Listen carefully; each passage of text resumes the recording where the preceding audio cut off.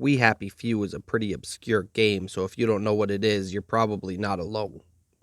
This game was developed by Compulsion Games and published by Gearbox. Gearbox is the company who developed the Half-Life games, and Compulsion Games being the people who created another game you probably haven't heard of called Contrast, but I haven't played it, so I won't talk about it. A big emphasis they posted to the side of this game was that it was inspired by BioShock, which is one of my favorite game series. We Happy Few was crowdfunded with a goal of $250,000, and they got $335,000. I was hyped for this game at the time, and it was 3 years after BioShock Infinite was released, and how much they were talking like it was going to be a BioShock clone, I was fully erect and 100% on board. There's a lot of good and bad in this game, and I'm going to talk about both.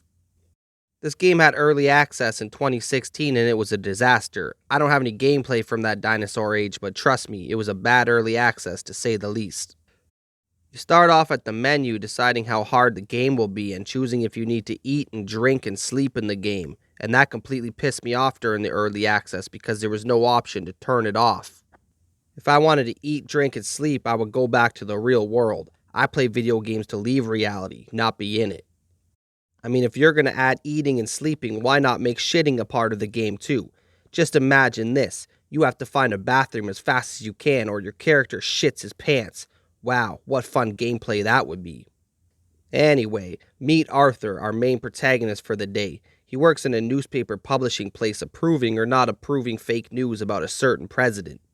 After his shift ends, he starts to head home for the day, but is interrupted to participate in a fellow employee's annoying birthday celebration who he doesn't even like, but they won't let him leave until he hits a piñata probably filled with disappointment.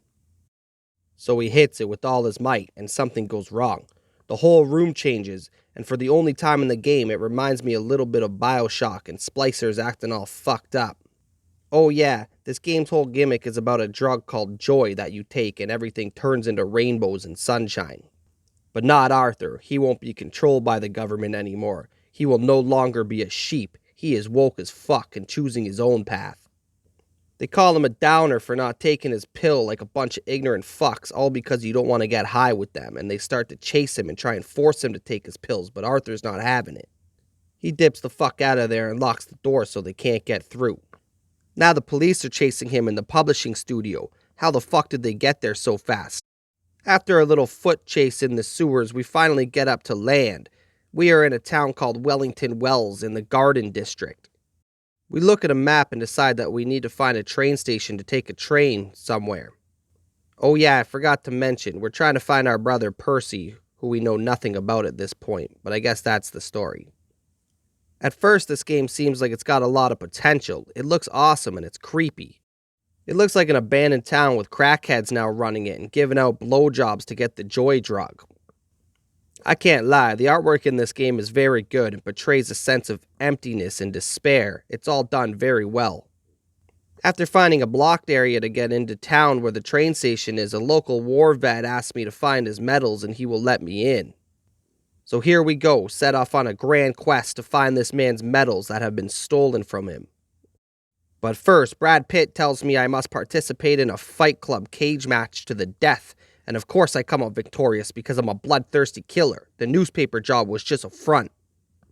Unfortunately, the combat in this game is very shallow, and the weapons break after a certain amount of hits. Now that's not always a bad thing, but it's just not my cup of cum. You can also craft things like lockpicks and crowbars, but after my playthrough I couldn't really find a use for any of it. The side quests are also very boring and few in numbers. At times the world feels like a barren wasteland with nothing to do in it. At this point you need to craft a suit to fit in with the local folks so they don't know you're a downer not taking your pills, and this is the point that really took me out. The new mechanic is just gimmicky and provides nothing to the experience for me. The writing in this game is done very well, but executed poorly. It's like for every good, there's a bad, and I don't think 50% good and 50% bad is worth $59.99. This game was very disappointing for me because I went in with super high expectations, and I know that was my fault, but I expected a little bit more. I won't spoil the ending, but do go watch it on YouTube if you're interested, because it is quite good. The true ending is, anyway. That's about it for this game, not much more to cover. At the end of the day, this is just another survival crafting game with shallow mechanics. During promotional footage, they portrayed this game to be a whole different game entirely, and I wish we had that game. All in all, I think the developers' ambitions overweighed their abilities, and that's a shame because this could have been a great fucking game.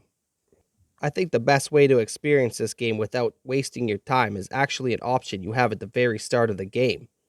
They give you the choice to take your joy or not, and if you do, the game will end and roll the credits. I suggest you take your pill.